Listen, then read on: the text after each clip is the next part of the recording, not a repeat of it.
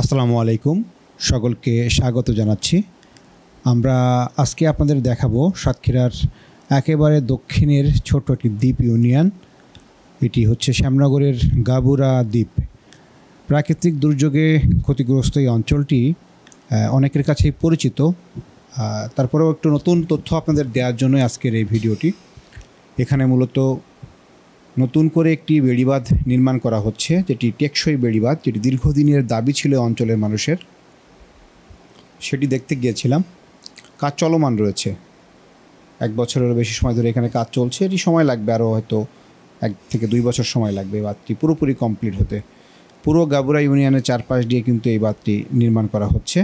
টেকসই বাঁধ, যেটি দীর্ঘদিনের দাবি ছিল। প্রায় 1000 কোটি টাকার উপরে এই বাঁধটি নির্মাণে সরকারের ব্যয় হবে। আমরা রয়েছি কপোতাক্ষ নদীর পাড়ে।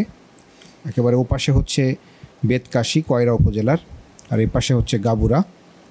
তো এই গাবুরায় কিন্তু প্রচুর পরিমাণে মাছের চাষ হয়, মাছের ঘের রয়েছে। একই সাথে এই অঞ্চলটি একসময় সমৃদ্ধ একটি অঞ্চল থাকলেও অন্যান্য অঞ্চলের মতো সাতক্ষীরার সবুজ শস্য শ্যামলা ধান চাষ হতো একসময় এখানে।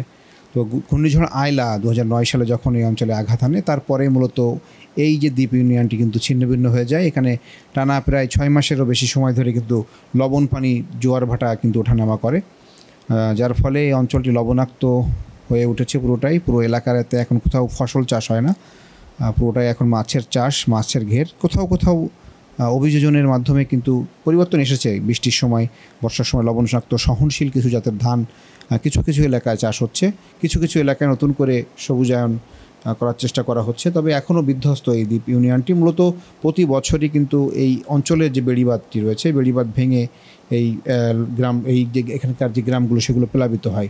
তো যাই হোক, এখন এই নতুন করে এই বাঁধটি যদি নির্মাণ হয়, তাহলে কিন্তু এই অঞ্চলের মানুষের ভাগ্যের পরিবর্তন ঘটবে। একই সাথে এখানকার মানুষের দীর্ঘদিনের যে চাওয়া, এই টেকসই বেড়িবাঁধ হলে তারা নিরাপদে এই অঞ্চলটিতে বসবাস করতে পারবেন, সেটি আসলে সম্ভব হবে বলে তারা আশা প্রকাশ করছেন। যদিও প্রাকৃতিক যে দুর্যোগ, লবণাক্ততা, সেটি কিন্তু বৃদ্ধি পাচ্ছে দিন দিন। একই সাথে এখানকার সমুদ্রপৃষ্ঠের যে পানি, অর্থাৎ লবণাক্ত যে পানির যে উচ্চতা, সেটিও কিন্তু বৃদ্ধি পাচ্ছে।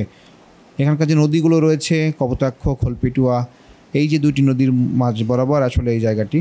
তো যাই হোক, আমাদের সাথে আমাদের মাসুদ ভাই রয়েছেন আমাদের ক্যামেরায়, একই সাথে রয়েছেন আমাদের অন্যান্য সহকর্মীরা। আমরা এই ট্রলারটিতে এসেছিলাম মুন্সিগঞ্জ ঘাট থেকে।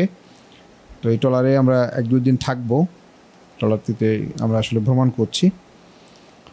তো যাই হোক, যেটি বলছিলাম যে 2টি নদীর মধ্যবর্তী স্থানে এই দ্বীপ ইউনিয়নটি।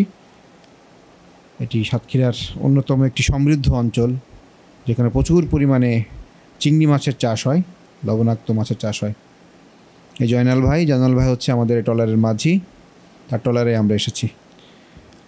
এখন আমরা ফিরে যাব আবারও সেই নীলডুমুর খেয়াঘাটের দিকে।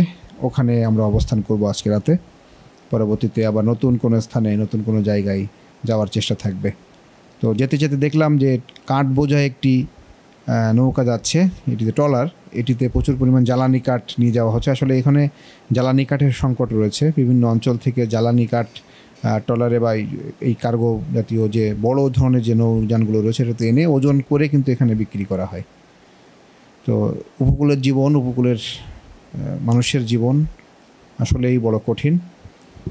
পরবর্তী পর্বে বা পরবর্তী কোনো ভিডিওতে নতুন নতুন এলাকার সম্পর্কে আপনাদের জানানোর চেষ্টা করব। আজকে এ পর্যন্তই। আল্লাহ হাফেজ।